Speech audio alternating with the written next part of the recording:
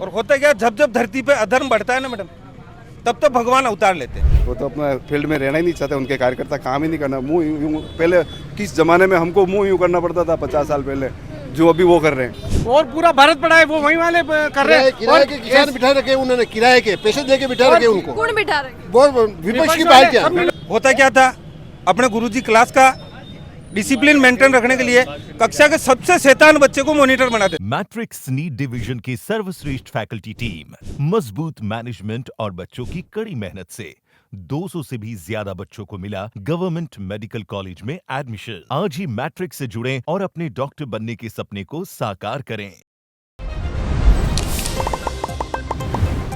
लोकसभा चुनाव जो है हर तरफ भरपूर जोर तोड़ माहौल है। नामांकन री बड़ी बड़ी रैलियां निकल रही है, जो हमारे चैनल पे आप बिल्कुल देख सको हो। इसके अलावा लोकसभा चुनाव महीने चित्तौड़गढ़ या कॉन्स्टिट्यूंसी है, जिरे महीने 8 विधानसभा जो है क्षेत्र आवे है। इस महीने जो आमजन है यहाँ आप बात करेंगे। नमस्कार, राम राम, खमा गणिसा, मुँह किंजल और आप देख ही रहे हो जलको राजस्थान। तो भाई साहब, आप लोगों में पूछना चाहूँगा कि ये चित्तौड़गढ़ जो जगह है, लोकसभा कॉन्स्टिट्यूंसी है, 8 विधानसभा इस महीने आवे है। सीपी जोशी और उदयलाल जी आंजना जो है आमे सामे है। कई लाग रहे हो कसो माहौल है, कई रही आगे। सीपी जोशी 10 लाख वोट पार कर जीतेगा। 10 लाख वोट पार करके जीतेंगे सीपी जोशी। कई कारण है। कांग्रेस तो अपने आप फील्ड छोड़ के भग रहे हैं। वो तो अपना फील्ड में रहना ही नहीं चाहते, उनके कार्यकर्ता काम ही नहीं करना। मुंह यूं पहले किस जमाने में हमको मुंह यूं करना पड़ता था 50 साल पहले, जो अभी वो कर रहे हैं। अच्छा, हाँ, तो यो फेर बदल क्यों? पत्थर मारते थे हम लोग जाते थे कांग्रेसी, पत्थर मारते थे। अब हम कोई पत्थर नहीं मार रहे हैं उनको। प्रेम से रहो, आराम से काम करो, पर अपने आप ही भग रहे हैं। वो तो अपने आप ही भग रहे हैं। कई कारण वैसे के। मोदी जी अच्छा काम कर रहे हैं। हाँ, देश के लिए मोदी जी वो समर्पित है। मोदी जी की पूरी टीम समर्पित है और वो सब लोगों को, सब धर्म को साथ लेके चल रहे हैं। इन्होंने एक ही काम किया, भड़काने का। बीजेपी आ जाएगी तो मुसलमानों को मार देगी। किसी मुसलमानों को मारा है क्या हम लोगों ने? पर इधर की बातें चाले है मीडिया महीने भी और सब तरफ करते हैं हमारे लोगों के साथ। हमारे लोग नहीं करते हैं। आप जाओ उधर मारवाड़ में, हमारे लोग साथ जुड़े हुए हैं उनको। अभी भी 2 दिन पहले पेपर में आया था, उनके रोजा तक भी जो कुछ हो रहा है ना, खाने वो रमजान, हाँ, तो उसको खाना दे रहे हैं हमारे लोग, खाना दे रहे हैं। वो लोग कभी नहीं दे सकते और हमारे लोगों को जाना भी नहीं चाहिए उनके साथ। हाँ, जाना भी नहीं चाहिए। हम तो ये कहते हैं अल्पसंख्यक में मैडम एक ही जाति थोड़ी आती है। हाँ, तो मैं पूरी बात भी नहीं कर रही। हाँ, तो मैं खुद अल्पसंख्यक हूँ ना, मैंने तो ऐसा कुछ नहीं देखा।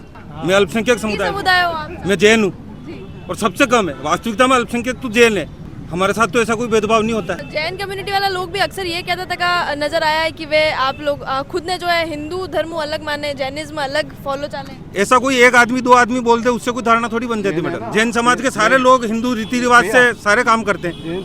जैन समाज है ना, आज हिंदुस्तान में जो जैन समाज है, उन्होंने जो रोजगार दे रखा है, हमारी सारी जनता उनके सारे पे ही है। 60% जनता जैन समाज के सारे लोग उनके पास ही रोजगार पा रहे हैं। ये बुद्धिजीवी है और अच्छा परिवार है, नहीं समझी? तो मैडम वास्तव में मोदी जी ने सबका साथ सबका विकास का नारा सार्थक किया है।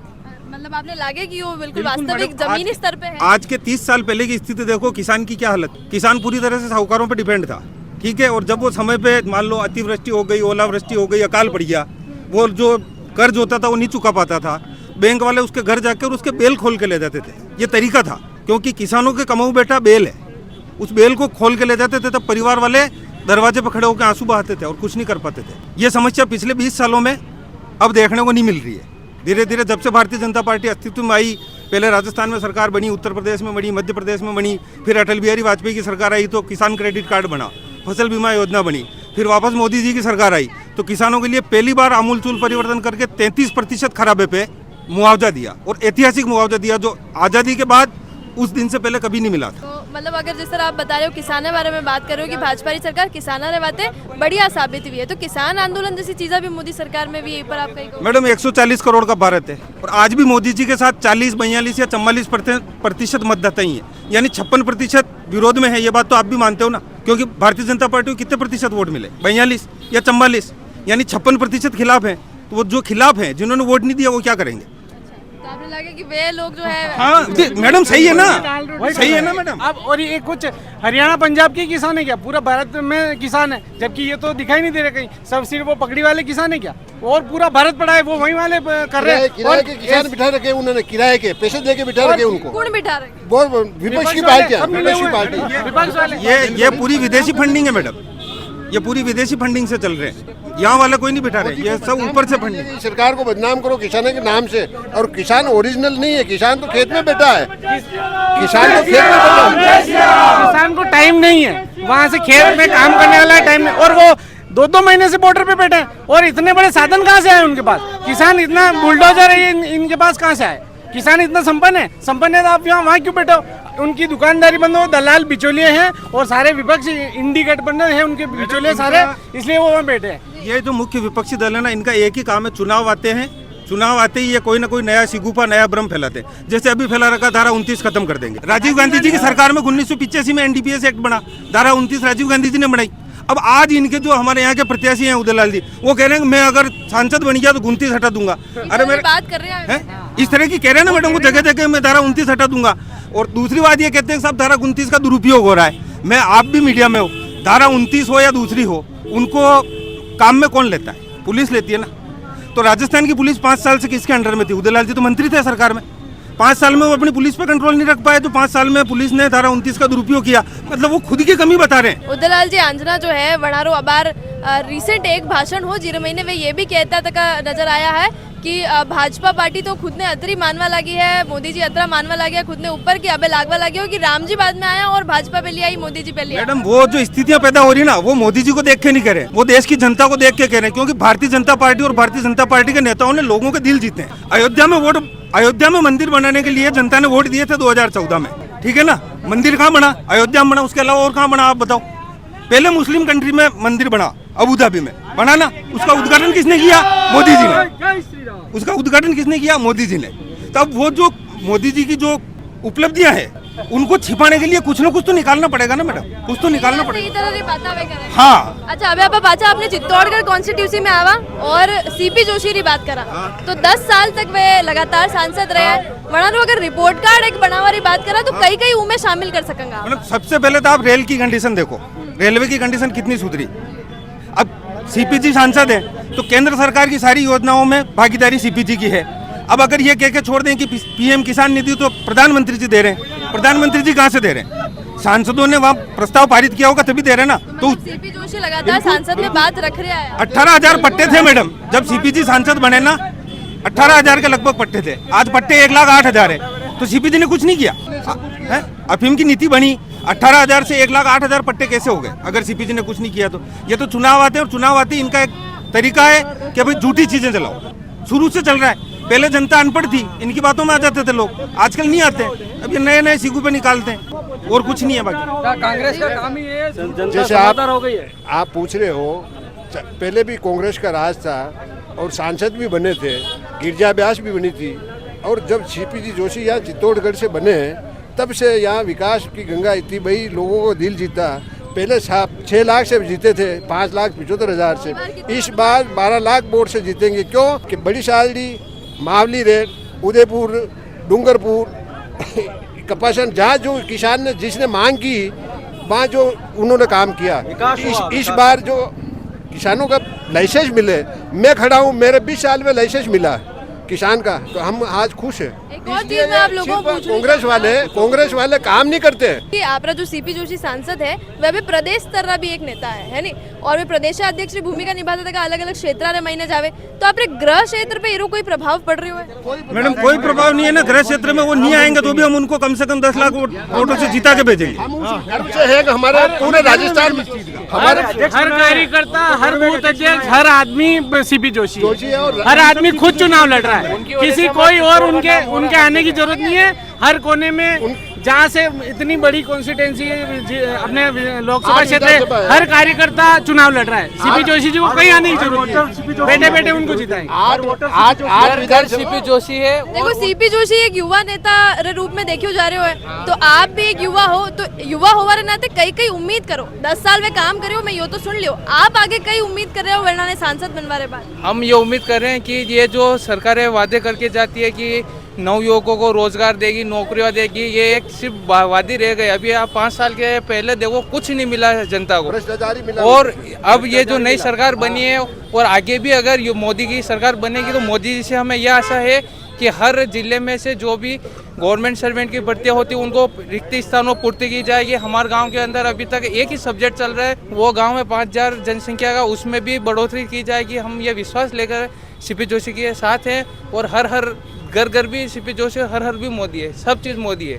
सीपी जोशी को कनेक्टिविटी कतरी है आप लोग आ रही बिल्कुल सरल सहज उपलब्ध है मैडम, बिल्कुल सरल सहज, कोई भी आदमी फोन लगा सकता है। हमारे भाई, बड़े पापा, दादाजी, उसी तरह हम परिवार की तरह उनसे कनेक्ट है। हमें मतलब ये नहीं है नेता का और ये कोई कार्यकर्ता का मेल जोल नहीं है, हमें परिवार का मेल जोल है। कनेक्टिविटी बाकी है। बिल्कुल सीपी जी हमारा उप प्रधान थे, जिला परिषद सदस्य थे, भाई साहब फिर जिला अध्यक्ष बने, 2 बार से लगातार सांसद है, तीसरी बार भी बिल्कुल घर जैसे हैं, कभी भी कहीं बुलाओ प्रोग्राम में आ जाते हैं। और बिल्कुल पहले सांसद में लोगों को पता नहीं चलता था, गिरजावास सांसद थी, जब किसी को एक भी गांव में नहीं गई थी, वो कभी किसी को पता ही नहीं है कि सांसद क्या होता है। और सीपी जी जब से 10 साल से सांसद है, प्रत्येक बच्चे, छोटे के बच्चे को पूछ लो अपना सांसद कौन है, सीपी जोशी है, कोई भी बता देगा, छोटे से बच्चा बता देगा। क्या वाकई लोकप्रियता है? बिल्कुल सीपी जी की लोकप्रियता एक तरफा है और सीपी जी कम से कम 10 लाख से ज्यादा वोटों से जीतेंगे। अच्छा, आगे आप यो मैंने बता दियो कि कई काम किया है, आगे आप लोग कई उम्मीद कर रहे हो की तरह की चीजें आप लोगों ने जरूरत रही है जो चित्तौड़ में आगे आप देख रहे हो कि आने वाला 5 साल में वही? मैडम वैसे तो चित्तौड़ की जो मूलभूत आवश्यकताएं थी उन पे जो केंद्र सरकार के स्तर की थी, जैसे मेडिकल कॉलेज खोलना, वो सीपी जी ने प्रयास करके खुलवा दिया। रेलवे की कनेक्टिविटी बढ़ाना, वो बढ़ा दी है। अब भविष्य में मैडम हम ये सोच के चल रहे हैं यहाँ पे एयरपोर्ट आएगा। इन 5 सालों में सीपी जी कोशिश करके चित्तौड़ जिले को एयरपोर्ट दिलाएंगे। ये हमारी नेक्स्ट जो है। हाँ जी मैडम, जी मैडम। और निम्बाड़ा से मंगलवाड़ा 4 लाइन, ये भी हमारे हिसाब से काफी अच्छी मांग रही है। और मुख्यमंत्री ने निम्बाड़ा पधारा जब घोषणा भी कर दी है और इस चुनाव के बाद बहुत जल्द वो काम भी होने वाला है। फिलहाल मुख्य मांग आप यह है कि एयरपोर्ट वाली एयरपोर्ट यहाँ आना चाहिए मैडम, बाकी तो वो सारे करवा ही रहे हैं ना, पर एयरपोर्ट ऐसी मांग है कि पब्लिक को उठानी पड़ेगी तो संसद तक वो पहुँचाएंगे। बाकी रेलवे में तो वो आमूलचूल परिवर्तन उन्होंने कर दिया। और ये बात दिल्ली तक पहुंच रही है? बिल्कुल पहुंच रही है मैडम। सब किसान नेता आप हो, आप बताओ कि आपने चित्तौड़गढ़ लोकसभा कॉन्स्टिट्यूंसी जो सीपी जोशी है वनाने पाछू तीसरी बार टिकट दे दियो है, कई लाग रहे हो की तरह माहौल रहेगा? सीपी जोशी जी है अपने प्रदेश अध्यक्ष, जो हमारे सांसद हैं, ये काफ़ी वोटों से जीतेंगे, 10,000 वोट से तो करीब जीतेंगे। और काश्तकारों की आवाज़ 10 लाख काश्तकारों की आवाज़ तो ये दिल्ली में मोदी जी के साथ में बैठ के बात करते हैं। काश्तकार की 3 गुनी कीमत मोदी जी ने की है। फसल की कीमत देखी जाए, किसान निधि का पैसा देखा जाए तो अब अभी हमारे वर्तमान में सरकार बनी थी राजस्थान में, भजन लाल जी ने 2,000 रुपये बढ़ा करके 8,000 रुपये कर दिए। और काश्तकारों को तो इतनी खुशी हो रही है कि अपने मोदी जी के सरकार के नेतृत्व में जो ये सीपी जोशी साहब जीतेंगे तो बहुत भला होगा काश्तकारों का, मजदूर वर्ग का और आम नौकरी वालों का, सबका बहुत अच्छा भला होगा। दूसरा जो प्रत्याशी है कांग्रेस रा उदयलाल जी आंजना वड़ा के बारे में कहीं कहना? वड़ा के बारे में कांग्रेस सरकार तो निबट गई है। कांग्रेस प्रत्याशी कैसे बने? कोई नहीं मिला जो मुर्गा बना दिया उनको। जबरदस्त, मेरी बात सुनो, पैसे हैं उनके पास, इसलिए प्रत्याशी कोई लड़ने को तैयार नहीं। बीजेपी को आने को तैयार थे, कांग्रेस लास्ट स्टेज पे बीजेपी को आने को तैयार। जब मैडम उनके साथ क्या हुआ मैं बताऊं, कांग्रेस सरकार जब आप भी स्कूल में पढ़े, हम भी पढ़े, होता क्या था, अपने गुरुजी क्लास का डिसिप्लिन मेंटेन रखने के लिए कक्षा के सबसे शैतान बच्चे को मॉनिटर बना देते थे। वैसे ही इनके साथ हुआ, इनकी बातें चली मीडिया में, साहब उदयलाल जी भारतीय जनता पार्टी में जा रहे हैं, ऊपर तक बात गई। इन्होंने टिकट क्या, इन्होंने अनुशासन समिति का अध्यक्ष बना दिया मैडम, एज ए मॉनिटर। जैसे मैंने बोला ना, सबसे शैतान बच्चे को मॉनिटर बनाया जाता है, इनको अनुशासन समिति का अध्यक्ष बना दिया। अब खुद अनुशासन समिति के अध्यक्ष से कहाँ जाएंगे छोड़ के, वो स्थिति है। और रही सीपी जी की बात जो आप पूछ रहे हो, तो मैडम सीपी जी का काम बोलता है। पिछले 10 वर्षों से लगातार भारत के 543 सांसदों में से टॉप 10 में सीपी जोशी शामिल है मैडम। यहाँ हम कह सकते हैं, लेकिन दिल्ली स्तर पे अगर टॉप 10 में आ रहे हैं तो वास्तव में उनका काम होगा, क्योंकि हमारे कहने से नहीं दे दिया होगा उनको टॉप 10 में। आप जैसे मीडिया वाले लोगों ने कहीं जगह सर्वे किया होगा, उनकी पार्लियामेंट की एक्टिविटी भी देखी होगी, उनकी जनता के बीच की एक्टिविटी भी देखी होगी, उनके करवाए गए काम भी देखे होंगे, उनकी दूरदर्शी सोच भी देखी होगी, उसके बाद में मैडम उनको टॉप 10 में लिया गया होगा। इसलिए सामने वाला प्रत्याशी 0 है। बट अब ठीक है मैडम, एक तो वो होता है मैदान छोड़ के भाग जाना, बस ये है, लड़ रहे हैं कि भाई हमारा उम्मीदवार है 10 लाख से। अच्छा, एक अनुमान सब लगा लीजिए, आपने कतरा लाके कतरा वोट जीते हैं? मेरे अनुसार मैडम मिनिमम से मिनिमम 7 लाख और मैक्सिमम में 10 लाख। आपने क्या लगा? हाँ, 7 से 8 लाख बिल्कुल। 7 से 8 लाख। आपने क्या लगा? 5 लाख। 5 लाख तो नहीं। आपने क्या लगा? 7 से 8 लाख। 7 से 8 लाख। आपने? 7 से 8 आप तो 10 लाख का वो कर ही दिए। 7 से 10 है और भी आगे बढ़ भी सकते हैं, ऐसा कोई नहीं है। मोदी जी और सभी देव रूपी है, तो सबको एक मिनट, सबको बुद्धि देने वाले राम जी है। ठीक है, और राम जी का मंदिर बना है। और होता क्या, जब जब धरती पे अधर्म बढ़ता है ना मैडम, तब तब भगवान अवतार लेते हैं। तो राम जी भी मर्यादा पुरुषोत्तम राम थे, और राम भगवान कब बने? जब वो वनवास भी जाके आ गए सब, उसके बाद में पता चला कि ये भगवान है। कृष्ण जी भगवान कब बने? जब उन्होंने सारे राक्षसों का संहार कर दिया, उसके बाद में लोगों को पता चला ये तो भगवान थे। उसी तरह से मोदी जी भी मैडम एक तरह से भगवान का अवतार है, उनके अंदर भगवान का कोई देवी अंश है, उनके ऊपर किसी शक्ति की विशेष कृपा उनको प्राप्त है। इस वजह से 400 पार का जो उन्होंने नारा दिया है एनडीए का, मेरे को ये लगता है कि 400 पार बीजेपी चली जाएगी। 400 एक बड़ो आंकड़ो है पारवे का। मैम, इंदिरा गांधी के समय में अगर सारी अराजकताएं फैलाकर 415 सीटें जीती जा सकती, तो जनता के दिलों में राज करने वाला आदमी 400 सीटें क्यों नहीं जीत सकता? आपको कैसे लग रहा है बड़ा आंकड़ा है? आप फील्ड में हो, आपको भी पता चल रहा है। नहीं, हाँ पूछ रहे हो ना, मैं ये कहना चाह रहा हूँ कि जब अराजकता फैला के और 415 सीटें जीती जा सकती, तो लोगों के दिलों में बसने के बाद 400 सीटें नहीं जीती जा सकती। मतलब ये बार फिर बिल्कुल ये आंकड़ा होगा, इतिहास बनेगा मैडम।